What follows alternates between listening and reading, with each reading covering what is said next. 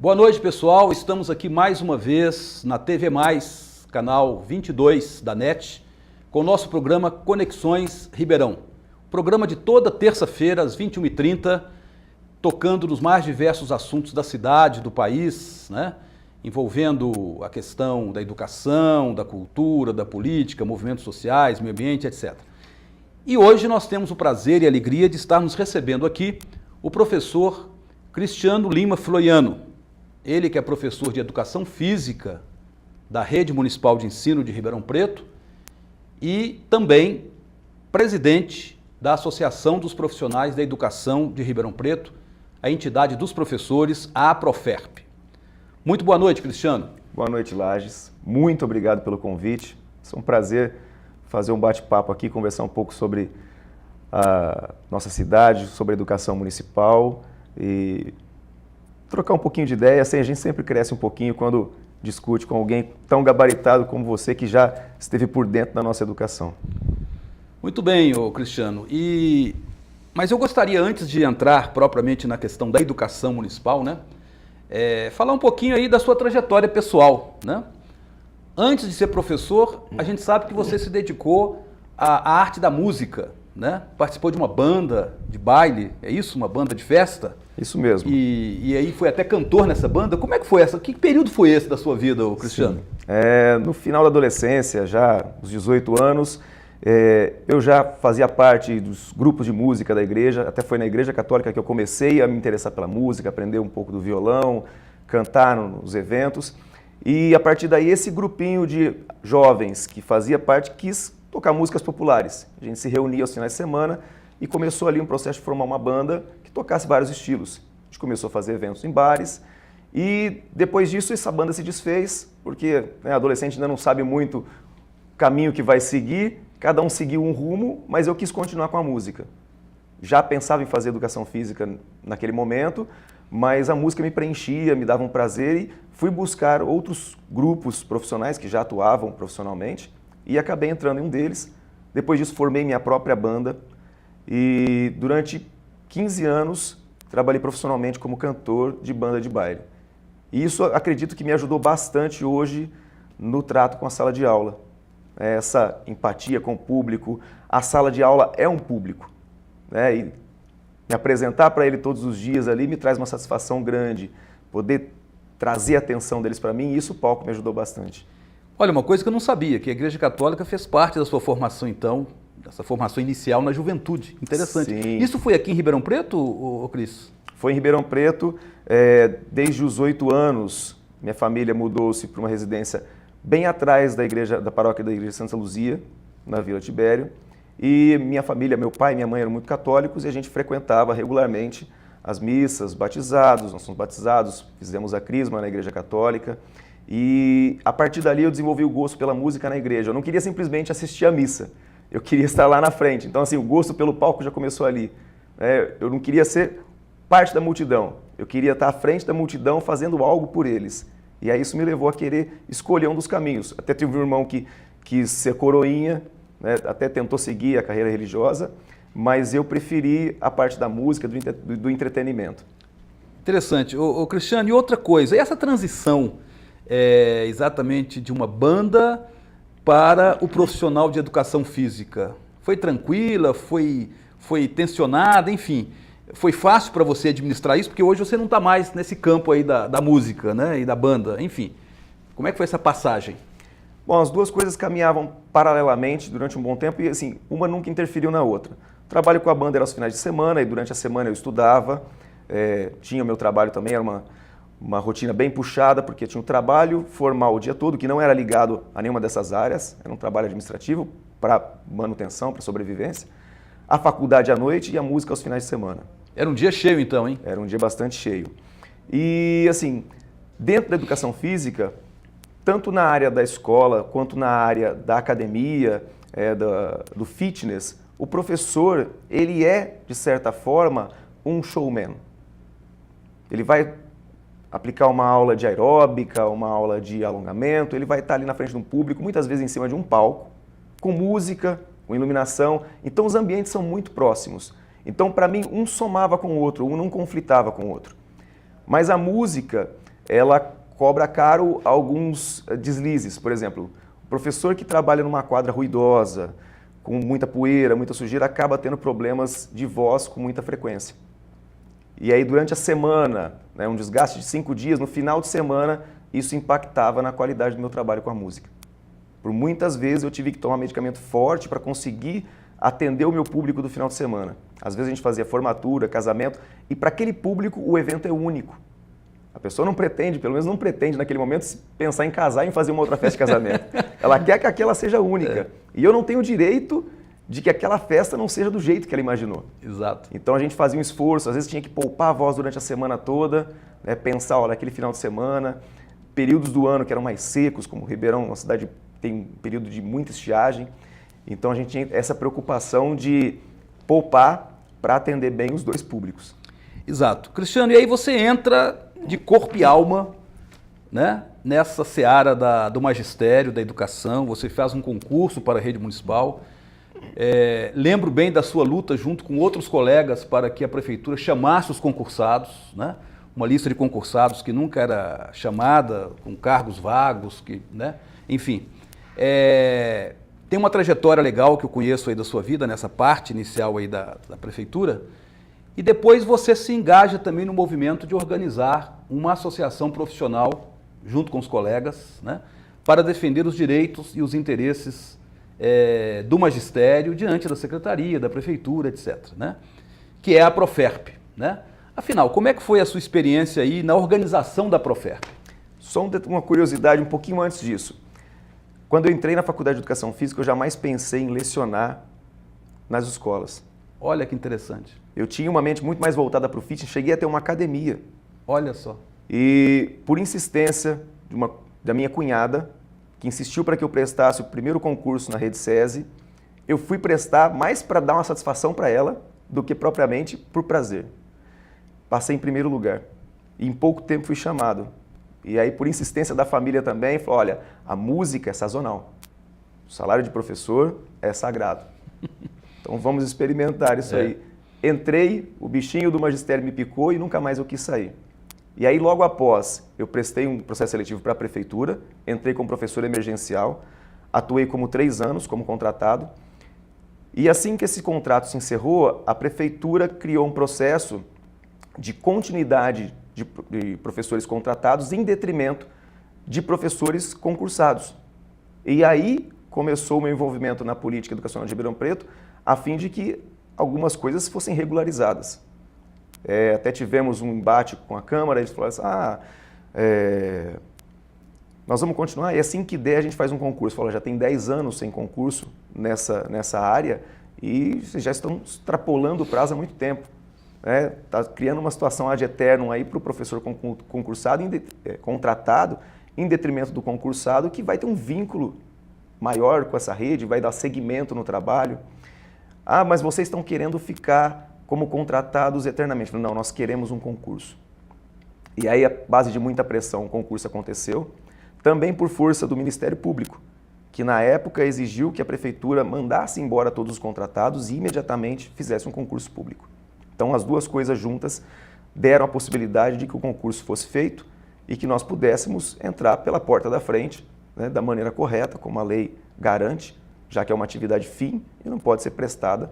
Inclusive, naquele ano que os contratos foram encerrados, a prefeitura cometeu um gravíssimo erro colocando estagiários para ministrarem aulas sem supervisão de ninguém durante praticamente um ano. Ok, e a sua experiência na Proferp, como é que foi? Esse engajamento aí no movimento dos professores? Isso, foi uma consequência. Assim que o concurso foi realizado, os aprovados não foram chamados. A prefeitura ficou enrolando para homologar esse concurso. E aí nós entramos numa briga com a prefeitura e, junto com outros professores que já estavam na rede, descontentes com a política municipal, nós começamos a fazer reuniões e dessas reuniões nasceu a vontade de criar uma associação, já que o sindicato não nos representava da maneira como queríamos no setor da educação. E aí sentiu-se a necessidade de criar uma associação que cuidasse dos profissionais da educação. E aí aqueles que tinham essa mesma linha de pensamento, iniciaram a Proferp, e que esse ano completa 4 anos no final do ano, E a Proferp trouxe muitas mudanças na educação municipal. Obrigou o executivo, obrigou a Secretaria de Educação a ter que dialogar com os professores. E nessa curta trajetória, porque dá para perceber que a Proferp é uma entidade recente, nova, né? Já se acumulam conquistas importantes nesse período de 4 anos, né? O que você destacaria como importantes avanços devido à Proferp? Primeira grande conquista foi o chamamento dos concursados. A prefeitura demorou muito para homologar o concurso, não queria chamar, e aí, por muita pressão, denúncias do Ministério Público sobre os estagiários, nós conseguimos o chamamento dos professores efetivos. Logo no ano seguinte, a secretaria tentou superlotar as salas de aulas para reduzir o número de professores e o número de salas. E foi com uma paralisação no dia 20 de março de 2014, que nós mostramos muita força para a secretaria, com mais de 1.000 professores no Morro do São Bento, e a secretaria foi obrigada a recuar na política de superlotação de salas de aulas. Após isso, algumas outras políticas que tentaram ser implantadas pela secretaria, como o professor horista, né, chamado aí de professor Uber. Que sempre volta de novo essa questão, né? Que sempre volta, é o vai que cola, né? Eu lanço lá um projeto muitas vezes sem assinatura, para ver a reação, recuo um pouquinho, volto. Balão de ensaio. Exatamente, volto com ele um pouquinho modificado, dou um outro nomezinho, mas graças à pressão e à força da associação, esse projeto tem sido mantido longe, até agora, do Legislativo Municipal. Exatamente. E teve a questão dos estagiários, me parece também, que teve uma luta grande para regularizar esse trabalho dos estagiários, que estavam, aliás, substituindo professores, o que não deveria ser assim, né? Sim, como a prefeitura não queria homologar e precisava de gente para ministrar essas aulas, não haviam professores, ela colocou estagiários para ministrar as aulas. Nós não somos contra estagiários, que isso fique bem claro. É extremamente importante que o estagiário atue na escola pública, mas como estagiário, junto de um profissional formado, que vá dar a ele o processo de observação, de participação e até de regência da turma, mas acompanhado pelo profissional da turma, que segue um referencial, e não como simplesmente o professor titular da turma. Exato. Vamos dar um intervalinho, daqui a pouco a gente volta, Cristiano, para falar sobre um projeto que está em discussão e que está realmente mobilizando muito professores, toda a comunidade escolar, que é o projeto de eleição do gestor escolar. Daqui a pouquinho.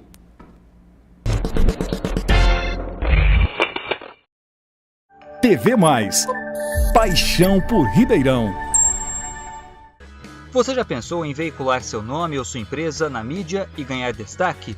Você gostaria de ser visto como um especialista em alguma área, tanto em Ribeirão Preto quanto em outras cidades da nossa região? Pois com a Davi Florim Comunicação Planejada, tudo isso pode ser possível? Conte com quem tem mais de 10 anos de experiência em comunicação e jornalismo e sabe como transformar o seu interesse em uma bela reportagem, além de divulgar e proteger a sua marca. Seja visto, atraia clientes. A Davi Florim Comunicação Planejada tem contatos com centenas de comunicadores e jornalistas de várias cidades e pode beneficiar você ou a sua empresa, proporcionando-lhe reconhecimento e respeito. Oferecemos assessoria de imprensa, treinamento para entrevistas, produção de jornais e revistas, assessoria jurídica e marketing digital diferenciado, com a criação de programas do cliente e sua disponibilização nas redes sociais. Conte com a gente, seja referência em seu segmento.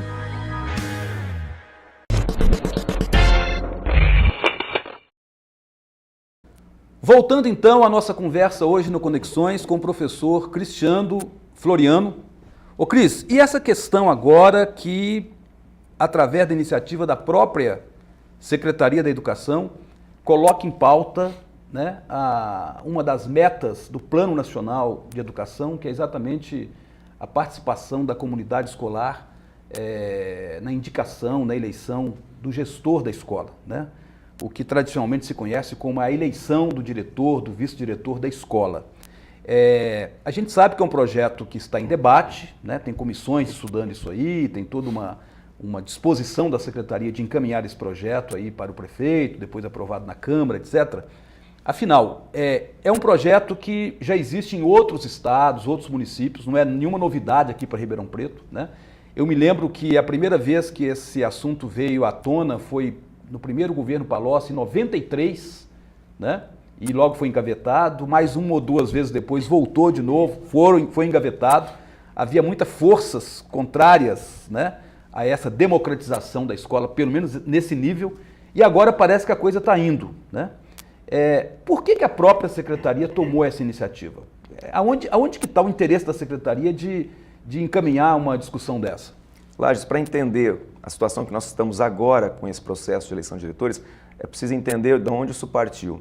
Como você mesmo sabe, já houve um namoro de alguns governos anteriores em tentar implementar o processo de eleição para diretores, mas ele sempre esbarrava em Ribeirão no legislativo, que tinha forte influência na indicação de diretores para as unidades escolares. E a gente reconhece isso como um feudo. Feudo eleitoral. O feudo eleitoral. Porque o diretor da escola era cabo eleitoral de algum vereador. Exatamente, fazia campanha naquela comunidade. E isso era muito prejudicial para o processo eleitoral da nossa cidade, para a política da nossa cidade. Quando o governo federal formata o Plano Nacional de Educação, com uma estimativa aí de 10 anos para atingir algumas metas, ele coloca na meta 19 a necessidade da consulta pública da comunidade para a escolha do diretor da unidade. E aí fortalece a nossa luta. Nós já vínhamos na Profep fazendo um desenho de um projeto para a eleição de diretores e isso veio fortalecer a nossa luta. Durante as audiências foi o ponto de maior polêmica na construção do Plano Municipal de Educação. Foi um dos eixos que necessitou de 2 audiências extras, além do eixo que discutia as questões de gênero, que depois é um outro assunto que a gente pode encaminhar no outro dia, bastante polêmico também. Mas vamos tentar tratar agora da eleição de diretor.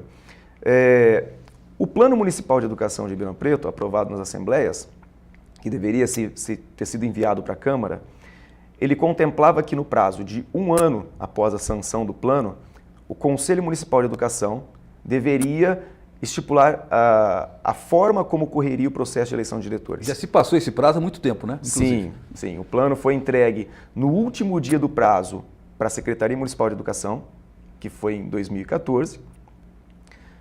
Em 2015. Teria 1 ano depois de sancionado, então em 2016 já deveria ter um processo formado, regido pelo Conselho Municipal de Educação, mas o problema é que o nosso plano nunca foi votado pelo Legislativo. Assim que ele foi entregue para a Secretaria Municipal de Educação, que repassou ao governo, o governo criou uma nova comissão para reescrever um plano que tinha sido aprovado em audiências públicas. Então, de certa forma, adulterando um documento que havia assinatura de várias entidades ali, inclusive de OAB, inclusive da Câmara Municipal. Quando soubemos desse estrago feito no Plano Municipal de Educação pelo Executivo, nós denunciamos, fomos à Câmara, fomos ao Ministério Público e esse projeto foi retirado novamente da Câmara. Voltou na mão do Executivo. Porque a gente entende que a parte do Executivo era falar sobre a parte jurídica e financeira.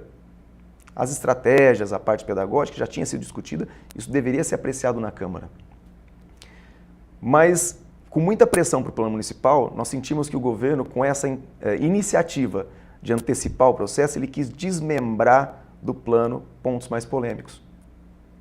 Então, com isso, ele tomou a iniciativa de fazer o processo da maneira dele, porque caso o plano municipal fosse aprovado, quem direcionaria a estruturação do projeto seria o Conselho Municipal de Educação. E não a própria Secretaria de Educação. Não a própria Secretaria. E hoje nós temos uma composição no Conselho Municipal de Educação que favorece muito mais a sociedade civil do que o governo municipal. Então, talvez esse medo tenha feito que o governo antecipasse esse processo.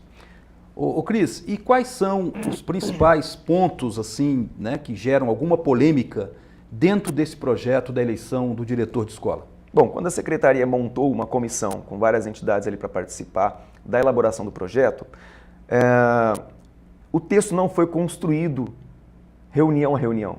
A Secretaria vinha com uma parte do texto pronto e esse texto feito pela Secretaria era discutido ali dentro.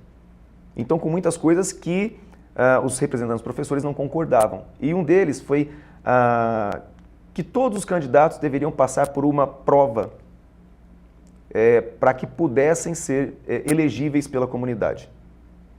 A princípio, essa prova teve uma discussão se ela seria eliminatória ou classificatória. Se ela fosse classificatória, a gente entende que seria muito ruim, porque ela ranquearia esses candidatos e, indiretamente, ela induziria a votar no que teve uma pontuação maior na prova. Exato. E a gente sabe que muitas vezes uma prova nunca vai medir o envolvimento daquele diretor com a comunidade. Como já acontece no sistema estadual de ensino. Seriam critérios Na rede estadual. Critérios muito técnicos, né, que não conseguem mensurar algumas coisas extremamente importantes para um gestor de uma unidade escolar, que ali, no meu entendimento, para a comunidade é uma minicidade, é como se fosse o prefeito daquela comunidade, daqueles alunos. A gente criaria um processo de amadurecimento eleitoral para o jovem ali desde os seus 10, 11 anos, preparando ele nos 16, onde ele já vota para presidente da República. Além da questão da prova, né, ou dessa avaliação, que me parece, né, do meu ponto de vista, necessário no sentido de avaliar realmente a capacidade técnica para um trabalho de gestão, que é diferente do trabalho de docência, né? Mas além dessa questão, a participação dos segmentos da comunidade escolar. É outro ponto polêmico isso aí? Sim, outro ponto polêmico. A avaliação, a comissão conseguiu que ela não fosse classificatória, que ela fosse eliminatória e que aquele candidato que atingisse o mínimo de 50% estaria apto. Ainda existe muita polêmica porque os professores entendem que eles já passaram por um processo de concurso público, Exato, que já estão capacitados, que nesse processo de concurso público as questões de administração e pedagógicas também estão inseridas, mas existe professores que defendem sim a avaliação. Junto com isso, a Secretaria colocou no texto a exigência de um plano de gestão. E esse plano de gestão também foi um ponto muito polêmico, porque ele não necessariamente tem que estar alinhado com o PPP, Projeto Político Pedagógico da escola. E também não leva esse candidato a ser submetido a uma avaliação do Conselho de Escola, que no nosso entendimento é o órgão mais forte dentro da escola e mais representativo. Ele tem o segmento de alunos, ele tem o segmento de pais, funcionários, docentes. E o Conselho de Escola ficou completamente alijado desse processo. Exato. Então, esse projeto do candidato para a escola, você entende que deveria ser aprovado não por uma comissão fora da escola, mas pelo próprio Conselho de Escola. É isso? Exatamente, Lages. O Conselho de Escola ele precisa de mais autonomia, ele precisa ser fortalecido. Então, assim, poderia caber a cada unidade escolar acompanhar, formular o processo de eleição e discutir com os candidatos, tem forma de debate, as intenções dele, qual a intenção daquele plano de gestão que ele está apresentando, se o plano de gestão dele está de encontro com a necessidade da comunidade escolar, está de encontro com o projeto político-pedagógico construído pela unidade, porque ele é exclusivo. Talvez essa comissão formada entre entidades, entre secretaria, que é central, não conheça a especificidade de cada unidade escolar. Cada escola é uma realidade própria. Então, Sim. O Conselho de Escola conhece essa realidade, ele que deveria avaliar, né, esse plano de gestão do candidato. Ô Cris, mas essa questão também dos segmentos que deveriam participar dessa eleição, professores, professoras, alunos, pais, tem alguma discordância entre os professores a respeito dessa participação, desses segmentos? Sim. Quando nós escrevemos o primeiro projeto, nós pegamos alguns modelos que já existiam, discutimos bastante entre eles sobre a participação dos alunos na eleição. Muitos professores são contra a participação dos alunos, porque acham que eles ainda não têm maturidade, que eles seriam tendenciosos, de repente aquele diretor que é mais bonzinho, que agrada mais, que não tem uma postura mais firme. Então, mas nós entendemos que ele precisa passar por esse processo para amadurecer politicamente, porque em pouco tempo ele vai estar votando para pessoas que representam algo muito maior. Para o presidente da República. Para o Estado, para a nação. E ele tem que entender que há consequências para uma escolha. Se eu não amadurecer dentro da unidade escolar, dificilmente eu vou conseguir amadurecer para um processo um pouco maior. Na verdade, Cris, como isso está começando agora, é um projeto que está incipiente, está em discussão, não está implantado, não está acontecendo ainda, a gente vê que não temos ainda uma cultura, né, de participação política dentro da escola nesse nível, de escolher o próprio diretor da escola. Então, é necessário se criar essa cultura, isso vai levar algum tempo, né? Não é tão rápido esse processo. E, por outro lado, também, você só aprende fazendo, né? Eu acho que tem que dar tempo ao tempo, mas tem que garantir desde já essa participação de todos os segmentos, inclusive dos alunos. Você concorda com essa questão? Concordo sim, Lages. É muito ingênuo e muito prepotente achar que implantar um processo de eleição para diretores agora vai sanar o problema das unidades escolares. nós precisamos amadurecer. Algumas falhas vão ocorrer no processo, né? Ele vai ter que ser passível de algumas modificações. Então, ao longo dos anos, como outras cidades já passaram por esse processo, nós vamos amadurecer a comunidade a participar mais, a fiscalizar mais, de repente, aquele que ela elegeu, vai criar um vínculo maior, vai criar que esse gestor tenha que dar uma satisfação para essa comunidade. E não, de repente, para um executivo apenas ou para um legislativo. Que no caso de um problema de repasse de verbas para a unidade escolar, de falta de materiais, de falta de professores, esse diretor tem autonomia de denunciar para a comunidade. Hoje ele não pode fazer isso, hoje ele está atrelado ao executivo. Se ele fizer uma denúncia dessa, provavelmente... No outro dia ele está demitido, está exonerado do cargo. Ele será exonerado. Então ele sofre uma pressão, um assédio moral aí, para que nenhum dos problemas relacionados à Secretaria de Educação e Executivo sejam levados a público para que a comunidade tome conhecimento da real situação da unidade escolar. Ô Cris, e essa questão e esse projeto, você acha que chega a um bom termo esse ano ainda? Como é que está esse processo de prazo, de tempo? Teremos já a eleição do diretor esse ano que vem? Pelo andar da carruagem, o que você está sentindo? Nosso representante na comissão é o professor Leonardo Freitas Sacramento. Então ele tem trazido que há uma disposição da secretaria em acelerar esse processo e finalizar ainda esse ano. Tem representante da Câmara nessa comissão. Então o representante da Câmara se comprometeu também a colocar na CCJ o mais rápido possível assim que o projeto for finalizado. E a ideia deles parece que é votar ainda este ano. E também já um acordo até com o Executivo para que o prefeito acelere o processo. Então, parece que a Secretaria pretende finalizar esse ano, mas talvez não seja possível, não haja tempo hábil de fazer a primeira eleição ainda esse ano. Muito bem. Cristiano, foi uma conversa muito esclarecedora, né? Como outras, inclusive, que estão acontecendo aqui no Conexões Ribeirão. Eu quero agradecer muito sua presença, sua vinda e aproveitar aqui no finalzinho e fazer um apelo, né, aos gestores da nossa Secretaria da Educação, né, professora Sueli, né, a sua assessoria, que vem aqui também, eles estão sendo convidados para vir. Você viu que foi uma conversa agradável, não foi contra ninguém, pelo contrário, a favor da educação, a favor da escola, a favor de uma boa gestão escolar, né?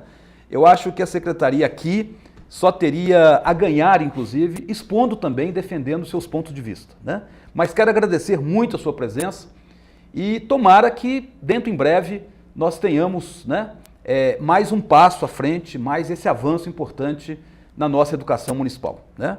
Agradeço a audiência de todos e até a próxima terça-feira, 9h30 da noite, com mais um Conexões Ribeirão.